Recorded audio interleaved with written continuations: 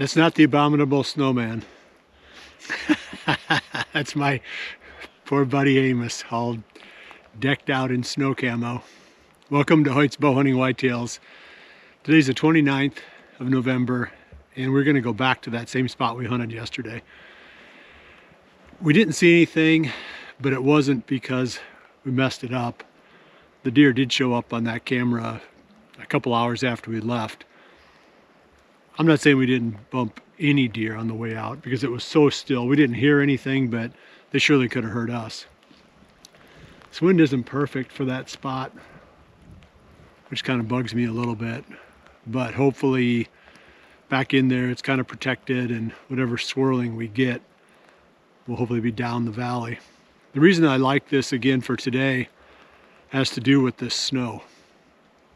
With a bunch of snow on the ground, it's going to be really hard to hunt that in the future because the deer are going to be able to sit up on those bluffs, and if they happen to be looking in that direction, they'll see our dark silhouettes going by in the snow, and they're not coming down.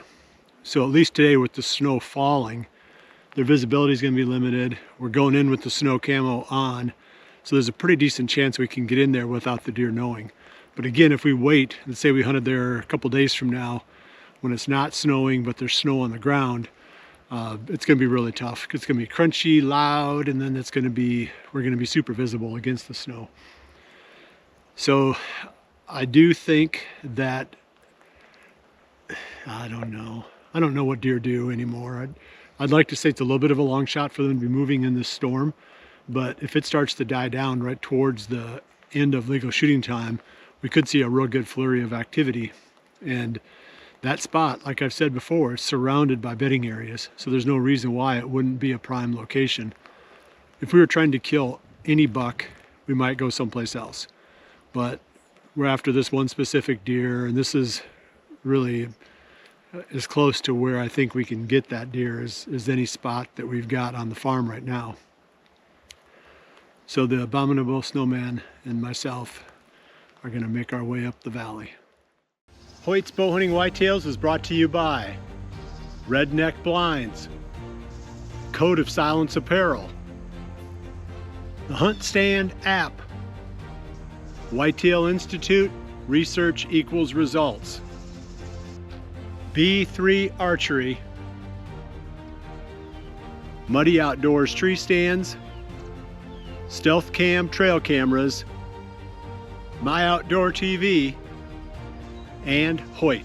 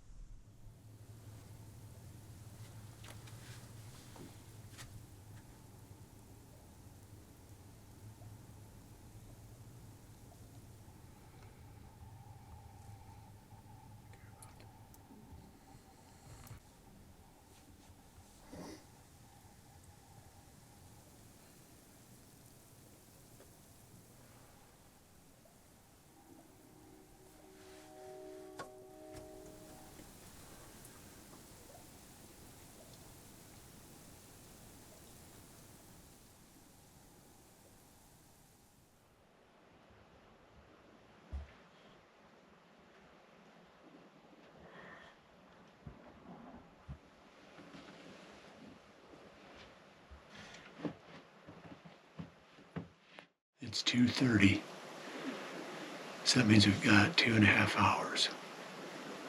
It was interesting coming in that we bumped that, probably a 2-year-old buck out of the corn. I don't know if he was feeding in there or if he was just standing in there or bedded in there. We saw some tracks in the snow, so I don't think he was bedded in there. I think he went in there, maybe was feeding.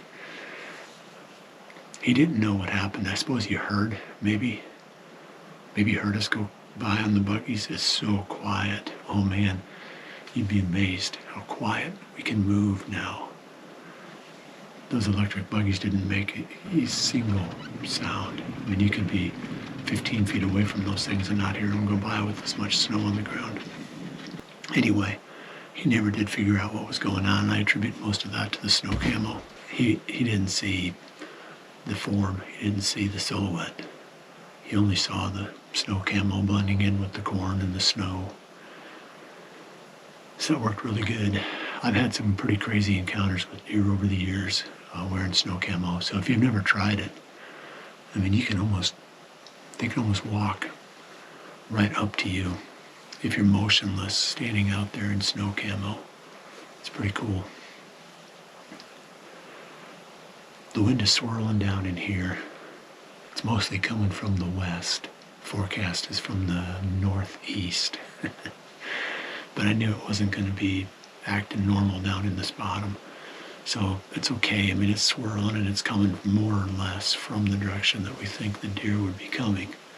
But you never know down here. I mean, they could come from anywhere with all these bedding areas around us. So we're going to close the windows for a while just to hold our scent in.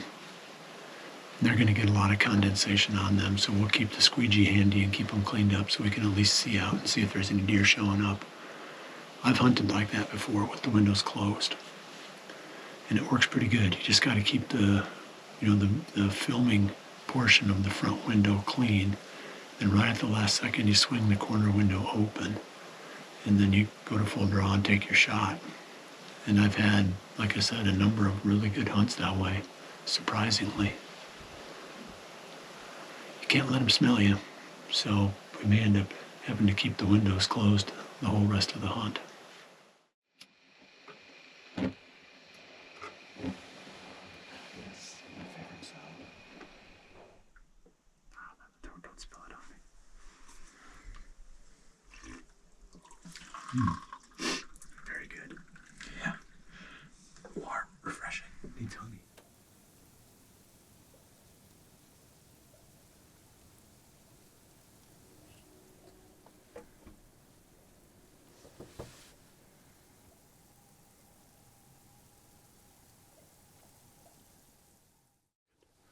No, it's 200 yards away. You got your binos? Yeah. Oh, it's a decent buck. Really? Yeah.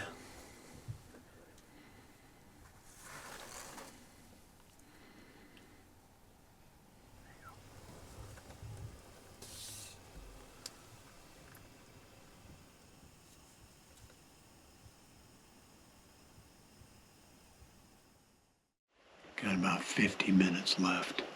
And there's a nice buck coming in from the left.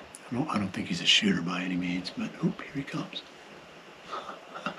That's pretty cool. He might be just a big 2-year-old. I'll check back in a minute. You can zoom slightly, just keep your focus.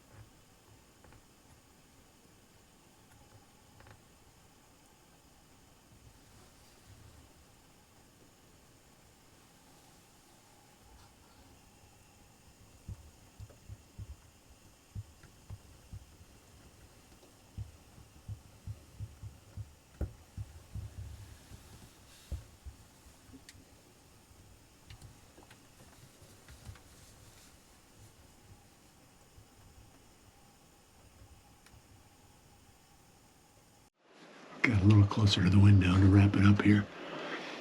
So that was pretty cool. That was worth the effort to come up in here. It's fun hunting in the snow.